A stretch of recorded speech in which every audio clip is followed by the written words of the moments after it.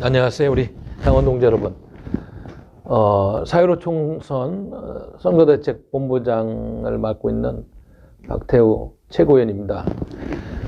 이제 공천 작업도 마지막 단계 거의 완료 지점에 와 있고, 이제 이번 주 목요일 금요일이면 후보 등록을 하고 이러면서 이제 다음 주부터 본격적인 2주간의 선거운동에 돌입합니다.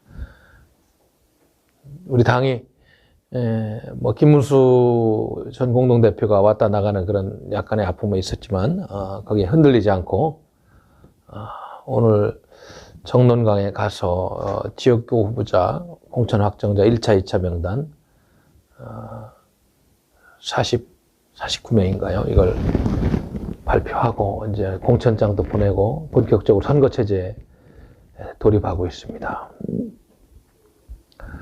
그리고 이제 비례대표 후보자 명단도 오늘 내일 절차를 거쳐서 확정이 되면은 발표하고 역시 선거체제에 들어갈 것입니다. 오늘 그 정론강에 가서 3시에 보도자를 냈어요. 그래서 아까 들으신 분들은 잘 아시겠지만 아무튼 이 공천 1차 및 2차 확정자 종합 발표를 하면서 이런 말을 보도자료에 썼습니다. 우리 공화당이 미래통합당의 연대 연합을 제안하고서 미통당의 답은 인내를 갖고 기다리며 공천 발표도 미뤄왔다. 그러나 미래통합당은 태극기 애국 세력을 철저히 무시하고 폄하하고 지금까지 아무런 답도 연대의 움직임도 전혀 없다. 그래서 우리 공화당과 태극기 애국 국민들은 미래통합당의 오만과 독선에 분노하지 않을 수가 없다. 이로써 보수 분열의 책임은 미래통합당과 황교안 대표에게 있다는 것을 분명하게 말한다. 이런 이야기를 했어요. 정확한 진실의 메시지입니다. 저희 당은 마지막까지 대화의 문을 열고 연대의 문을 열고 통합의 문을 열고 기다렸습니다만은 어떻게 보면 큰 형님격인 그 큰 야당인 미래통합당이 아무런 제스처를 보이지 않았어요. 그리고 여러 가지 생각을 해봤습니다. 여러 가지 생각을 해봤는데 아마 우리 당원 여러분들도 국민 여러분들 또 해외 동포 여러분들도 왜 그럴까 아마 이런 생각을 하시는 분들이 계실 거예요. 여러 가지 이유가 있을 겁니다. 그러나 저는 여러 가지 이유들 중에서도 가장 중요한 이유는 그들이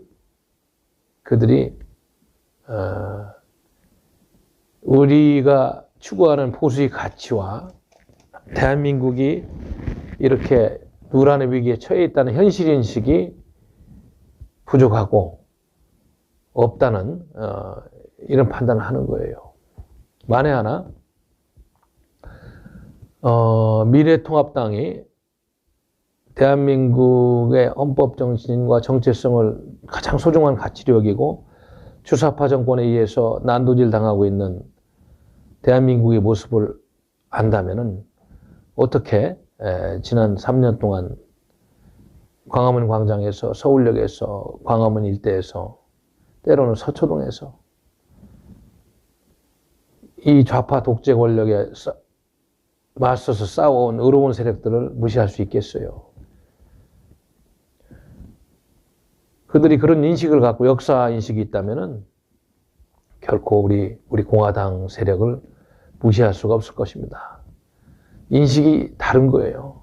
그러다 보니까 지금 미래통합당 공천자들 명단을 보고 우리 국민들도 느꼈겠습니다만은 아니 대한민국을 망치고 있는 좌파 독재 권력에 써야 될 전사가야 할 국민의 대표자 국회의원을 뽑는 그런 선거에 출정할 사람들이 지난 3년간 많게는 말해 수백만까지 모이는 구국의 투쟁의 현장에서 와보지도 않고 오히려 어떤 때는 문재인 정권을 편을 들고 사상적인 동조감을 보인 인사까지도 공천하는 그 당에서 떳떳하고 정당하고 그리고 의로운 목소리를 내는 우리 공화당을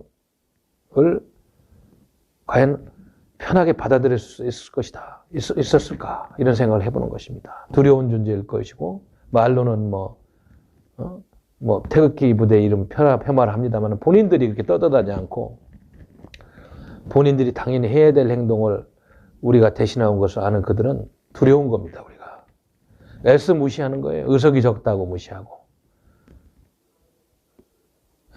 또 잘못된 언론 패거리들 동원해서 오히려 적반하장식으로 우리 공화당을 분열세력이라고 모함하는 이런 참 민낯이 뜨거운 행태들을 보이고 있는 것입니다. 모르겠어요. 저희들은 정말 이런 형국이 오기를 바라지는 않았잖아요. 어떻게든 마지막까지 대화의 끈을 열고 연대라도 해서 주사파, 좌파 독재 정권에 큰 견제력을 갖춘 정치 세력으로 거듭나는 총선이 돼야 되겠다는 그런 말을 했었고, 그래서 마지막까지 기다렸습니다. 이제 오늘 지역구 후보자 이렇게 49명에 가까운 후보자를 공천하고, 내일 또 이제 마지막 마감을 하고 공천을 하면은 제 느낌에는 한 55명에서 60명 사이에 최종 출전자가 생길 텐데, 과연 수도권에서 우리 공화당의 후보들이 받는 그런 표수를 생각할 때 저들이 선거를 치를 수 있을까? 이것도 무시하고 할 것인가? 대표적인 것은 종로에 황교안, 이낙연 후보가 싸우는 종로 지역에 우리 당의 인재영입 1호인 한민호 전 문체부 국장을 공천하면서 이런 의로운 이야기를 할 때 과연 국민들이 잘 몰라서 그렇지, 언론이 왜곡 전달해서 그렇지, 제대로만 전달된다면 황교안 대표한테 그리 많은 표가 갈까요? 아마 양심과 정의로운 생각을 가진 사람들은 그 숫자는 모르겠습니다만 저희 당의 한민호 후보한테 표를 줄 것입니다. 이것이 가장 비근한 예예요. 그들은 이런 것을 알면서도 그냥 대화를 제의하고 기다리고 있는 우리를 걷어차고 아직까지 무시하고 있는 거예요. 그래서 그들은 보수가 아니다. 진정한 보수라면 진정한 보수의 적자와 정체성을 지키고 있는 우리 공화당을 대화의 손을 열고 그렇게 했을 것이다. 그런 생각을 해보는 것입니다. 하기야 황교안 대표 체제가 들었으면서 가장 이번 선거에 쟁점이 돼야 될 탄핵 문제는 다 등한시하고 일부러 묻히고 있어요. 탄핵의 강을 건너야 된다는 보수 통합 논리로 좌파 인사들이 주도하는 이런 이상한 괴물 같은 설명성과 정체성이 떨어지는 이런 통합을 해놓고 국민들한테 표를 구걸하다 보니까, 여론조사 보셨겠습니다만 내가 정확한 수치는 기억이 안 나는데 어떻게 이렇게 엄청난 실정을 하고 대한민국을 망국의 길로 이끌고 있다는 그런 판단을 할 수 있는 이런 정책 실패에 대해서도 국민들이 너무나 가슴 아파하는데, 어느 여론조사인지 기억이 안 납니다만 많이 뒤지는 것으로 나오는 것 같아요. 미래통합당의 현재 측과 미래통합당이 더불어민주당한테 왜 그런지를 알아야 돼요. 이들이요. 바르지 못하기 때문에 그런 겁니다. 주사파 정권이 언론과 모든 토대를 장악한 상황에서 기울어진 운동장을 만들어 놓고 선거를 하는데, 보수의 가치를 구현하지 못하는 사람들이 지도자가 돼서 평이한 인식으로 이 선거를 치르려고 하다 보니까 이렇게 지금 지지율도 기울어져 가지고 회복이 안 되는 이런 순간에 있는 겁니다. 그래서 정신 차릴 것을 부탁드리고, 그렇다고 우리 공화당이 여기서 멈출 수는 없잖아요. 그렇게 우리가 마음을 열고 하는데도, 그럼 우리 공화당 큰 깃발을 들고 그렇게 가야 됩니다. 그것이 우리 당마저 그런 목소리를 내지 않고 의석수가 적다고 그 사람들 하는 소리에 소멸되면 큰일 나는 거죠. 오히려 이럴 때일수록 우리가 많은 의석을 만들겠다는 신념과 각오로 더 크게, 더 선명하게, 더 당당하게, 더 정의롭게 대한민국의 새로운 역사를 쓰는 주도 세력으로 가야 되겠다. 역사가 처음부터 그렇게 금방 이루어지는 게 아니잖아요. 소수의 선각자가 주도하고 많은 민중들이 동조하고 물결이 일어나면서 역사가 이루어지는 겁니다. 역사는 그렇게 이루어지는 겁니다. 그 어느 때보다도 대한민국은 우리 공화당과 같은 이런 철학과 이념을 갖춘 세력을 요구하고 있습니다. 그런데 이 파탄지경에 이른 대한민국의 많은 책임이 있는 집권당, 그리고 그걸 막아야 될 제1야당, 2야당 등 2중대, 3중대가 역할을 못하고 있기 때문에 더욱더 어려운 그런 정치권에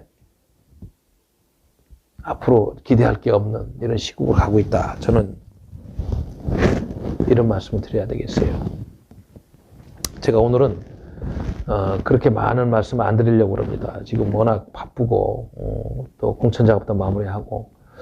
그러나 우리 당원 동지 여러분들과 우리 애국 시민 여러분, 그리고 해외 동포 여러분들한테 제가 분명히 드려야 될 말씀은, 야, 이렇게 어려운 시기에 언론도 제대로 보도도 안 하고 국민들의 아픔을 효소할 길도 없고 대표자라고 뽑아놓은 사람들이 하는 거 보면 국민의 권익과 국가의 이익을 수호하지 않고 저렇게 파당을 지어가지고 개인의 안일과 그저 공천권 받아서 국회의원이 되겠다는, 여기에 모든 것을 걸다 보니까 나라의 공익은 사라지고 파탄된 이 민심이 물결치는 이 상황에서 어느 누가 책임져야 되느냐. 여러분 중국 폐렴 사태에서 보았겠습니다만은 참 정치라는 것이 한쪽으로 이렇게 보면 무서운 것이구나 이런 생각도 들어요. 선전선동과 상징 조작과 민의 왜곡으로 잘못된 이념 세력들이 정치적인 이득을 취하려는 이런 흐름도 보이고 있고, 단호하게 맞서서 싸워야 될 책무를 갖고 있는 국민의 대표라는 야당의 선량들이 비겁하게 숨어서 그저 총선에서 적당히 해서 권력이나 유지하려는 이런 합된 아주 구태의 잘못된 정치들이 버젓이 이렇게 자양되고 있는 이런 현실 앞에서 정말 망연자실할 수밖에 없습니다. 아무튼 우리 당은 최대한 많은 후보를 내고 좋은 비례대표 후보를 내가지고 당당하게 총선에서 국민들의 심판을 받고 또 거기에 기반해서 나아갈 것입니다. 우리 국민들이 많은 의석수를 주면 국민들의 그런 기대에 부응해서 목숨을 걸고 국회에 진입해서 대한민국을 수호하기 위해서 투쟁하고 또 그런 인재들을 같이 엮어내는 그런 네트워크 정당으로서 소명을 다할 것입니다. 지금 뭐 의석수가 100석이면 뭐하고 200석이면 뭐합니까? 역사의식이 부족하고 투쟁의식이 부족하고 소명의식이 부족한 국민의 대표가 아닌 특권층을 대표하고 잘못된 이념을 대표하는 자들이 그곳에 꽈리를 들고 있는 한 여러분들의 미래와 권익은 없는 것입니다. 그렇기 때문에 우리가 그 많은 탄압과 그 많은 억압 속에서도 불길처럼 용기를 잃지 않고 그 사명을 완수하기 위해서 오는 겁니다. 우리 당은 아픔도 겪었어요. 지난 3, 4년 동안에. 제가 여기 사무총장 최고위원으로 3년 전에 오면서부터도 벌써 많은 풍파를 보았어요. 예? 어떤 사람은 또 왔다가 모함하고 나가고 또 어떤 사람은 당대당 통합했는데 자꾸 그 논리가 한쪽 편향된 논리로 주장하다가 뭐가 못마땅한지 또 나가고 이런 현상이 있어요. 그러나 우리 당은 흔들리지 않아요. 뿌리가 깊고 대한민국 정당 역사의 유일한 민초정당으로서의 그런 위상과 역할이 정립되어 있기 때문에 그런 외풍에는 흔들리지 않습니다. 조금 상처를 입고 마음이 아플 뿐이죠. 뭐 최근에 겪은 우리 김문수 공동대표님 케이스도 마음이 아프죠. 우리 당원 여러분들에게 그런 아픔을 주었다는 것도 죄송스러운 일이고, 그러나 뭐 여러분들 다들 보았으면 알겠습니다만 저희 당이 잘못한 게 없잖아요. 어떻게든 외연을 확장해서 총선에서 많은 의석수를 확보해서 박근혜 대통령님을 석방하는 의회의 힘을 만들고 국민적인 저력을 모으려는 전략으로 했는데 나서 무리한 요구를 하고 현실과는 좀 동떨어진 말씀들을 하셔서 그것까지 수용할 수 없는 당의 입장을 통보하고 이렇게 된 거 아니겠어요? 뭐 많은 말씀은 안 드리겠습니다만은 예를 들면 뒤에 뭐 숨은 여러 가지 이야기도 있겠습니다만 또 표면화된 이야기는 하여튼 우리 조원진 대표님이 추구하는 정치 철학, 그리고 현장 중심의 리더십, 그리고 우리 당원들과 함께 끝까지 온몸으로 가겠다는 그 현장 정신, 뭐 이런 거에 대해서 김문수 전 대표는 좀 다른 생각을 가질 수가 있었을 것입니다. 김문수 대표는 여기 오셔서 뭐 제가 기억하더라도 뭐 태극기 광장에서 같이 이렇게 구국운동을 하고 그런 모습을 훌륭하게 갖고 계시다고 판단했고, 뭐 그런 마음은 뭐 저는 의심하고 싶지는 않습니다. 뭐 그런 마음으로 애국운동하고 있다고 생각해요. 그러나 이제 당의 현실이라는 것은 여러분도 알다시피 총선 전국에서 현명한 선택을 통해서 현실적으로 우리가 선거를 치를 수 있는 체제를 만들어야 되는데, 뭐 그들은 뭐 우리가 뭐 입만 열면 마치 뭐 돈 때문에 뭐 모든 걸 이야기했다 뭐 이런 이야기하는데, 그게 아니고 선거를 치르려면 최소한의 후보들을 출정시키고 후보들을 지원할 수 있는 그런 토대가 마련돼야 되는데, 거기에 대해서는 이렇게 큰 관심이 없으셨지 않느냐. 제가 선거대책본부장을 하고 회의를 이렇게 많이 하고 했습니다만은, 우리는 뭐 최대한 많은 후보를 내서 최대한 여론몰이를 해서 또 이미지 선거도 하고 공정전도 해서 비례대표도 많이 당선시킨다 했는데, 우리 김문수 대표님 쪽은 처음부터 오셔서 뭐 예비후보 등록하고 이런 이야기를 하면 그렇게 큰 관심을 안 보이셨어요. 그러고 많은 사람이 이렇게 지역구에 나가서 같이 이렇게 열악한 환경에 싸우는 것보다는 뭐 선택과 집중이라는 논리로 어디 뭐 좀 비례대표 중심으로 이렇게 선거를 치러야 된다는 이런 논리도 이야기하고, 그래서 사실은 우리 당의 철학과 우리 당대표님이 갖고 계신 생각과는 좀 안 맞는 그런 측면이 있었습니다. 조원진 대표님은 50여 명의 우리 희야 장수들을 출정시키고, 대표님 혼자 그 뭐 전국구 받고 뭐 그 지역구를 포기한다든지 뭐 이런 거는 전혀 생각하지 않는 분입니다. 끝까지 같이 싸우고 같이 울고 같이 웃고 같이 투쟁하면서 이 선거도 치러야 된다. 그리고 내가 출정시킨 사람들은 다는 아니지만 최대한 할 수 있는 한 그들의 경제적인 부담을 덜어주면서 선거에 임해야 된다. 이런 말씀 하신 거예요. 그래서 후보도 많이 출정시키려고 했고, 또 어떻게든 합법적인 선에서 저희들이 후보들을 지원하려는 방법을 생각하는 겁니다. 그래서 결국 이제 그런 방법의 하나로서 오늘 저희 B펀드, 정치자금 펀드가 오픈이 됐습니다. 누구나 그 펀드에 참여할 수 있습니다. 일정 부분의 이자율도 받게 되고, 나중에 우선적으로 이제 선거를 치르고 국고보조금이 나오면은 그걸 지급할 수 있는 그런 여력도 생기고 그렇게 됩니다. 그 펀드 부분 아마 당의 홈페이지에 가면 잘 안내가 되어 있을 겁니다. 우리 네이버에서 우리 공화당을 치면은 안내가 잘 될 거예요. 그래서 액수에 상관없이 일단 한 30억 정도를 합법적인 펀드 모집을 통해서 이번 선거를 좀 잘 치러볼까 합니다. 그래서 노력을 하고, 이 방송을 보시는 당원 동지 여러분들은 액수에 상관없이 우리 당에서 처음으로 총선을 치르기 위해서 만드는 이 펀드에 많이 참여해 주시면 고맙겠습니다. 뭐 10만 원도 좋고 100만 원도 좋고 뭐 더 많이 하면 좋습니다. 이거는 합법적으로 나중에 이자를 치어서 갚아드려야 되는 합법적인 투자입니다. 그래서 당에 뭐 차입을 해주는 경우도 있겠습니다만, 이거는 투자 개념에서 이렇게 만들어진 정당의 선거 펀드이기 때문에 부담 없이 가입하셔서 많이 도움을 줄 수 있다는 말씀 드리겠습니다. 우리 당이 뭐 다른 당처럼 이렇게 뭐 당료가 200명이 있는 것도 아니고 국고보조금이 선거 때면 뭐 이렇게 합해서 뭐 몇백억 몇십억이 나오는 것도 아닙니다. 우리 당은 오직 당원 여러분들의 그 피와 땀 같은 당비와 후원금으로 운영해 왔는데, 이렇게 선거 때가 되니까 막상 그런 고민 안 할 수가 없어요. 선거 펀드는 당원이 아니더라도 누구나 대한민국 국민이면, 우리 당을 좋아하는 사람이면 다 할 수 있어요. 당원이 아니더라도 다 참여할 수 있습니다. 그래서 이번에 이 펀드 오픈이 굉장히 우리 선거를 성공적으로 치르는데 중요한 동력이 될 수 있다, 이런 말씀을 드립니다.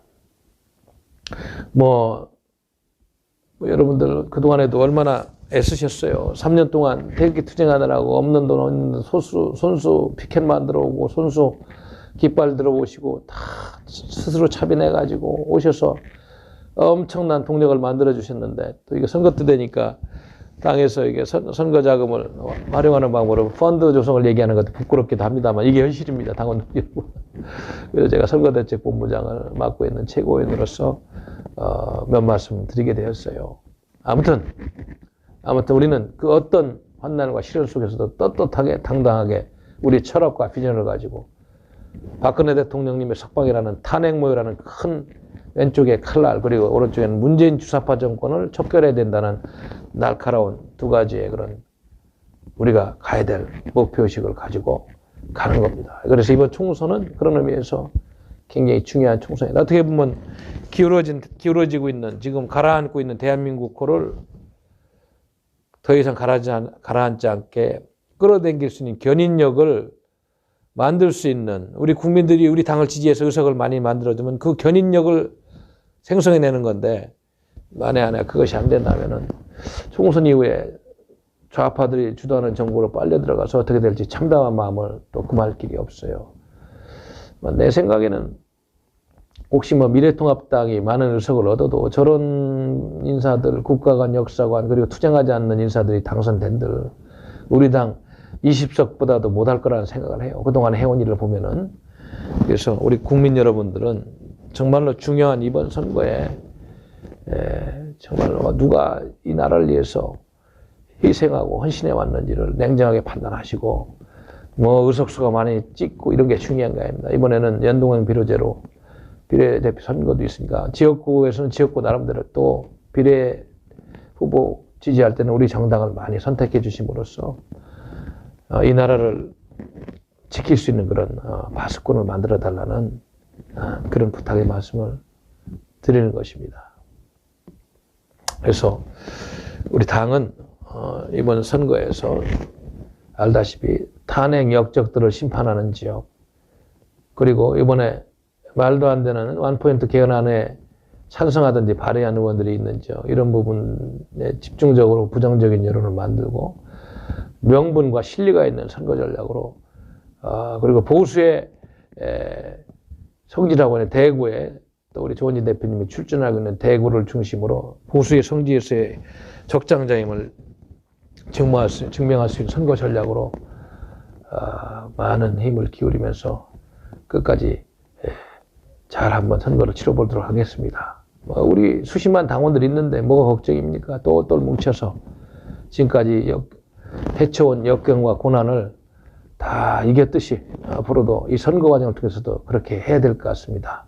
존경하고 사랑하는 당원 동지 여러분 그리고 대한민국 애국 시민 여러분 그리고 해외 동포 여러분 이 기울어지고 있는 가라앉고 있는 대한민국을 구할 그런 정치 세력이 어디인지 다시 한번 냉정하게 생각하시고 다 판이 끝난 다음에 후회한들 무슨 소용이 있겠습니까? 6.25가 겪고 수백만 명이 살상자가 난 다음에 공산주의가 무서운 걸 알았듯이 지금 이 역사 현장에서 무엇이 옳고 무엇을 해야 되는지 다시 한번 생각해 주시고 우리 당이 만들고 있는 펀드에도 적극적으로 참여하시고 또 표로서 우리 공화당을 지원해 주심으로써 이 나라가 망하지 않고 계속 갈 수 있는 그런 터전을 만드는 정치 세력을 구축할 수 있도록 도와주시길 부탁드립니다. 존경하는 당원 동지 여러분, 또 선거 전략을 만들고 앞으로 실천하는 과정에서 또 뵙고 말씀을 올리도록 하겠습니다. 감사합니다.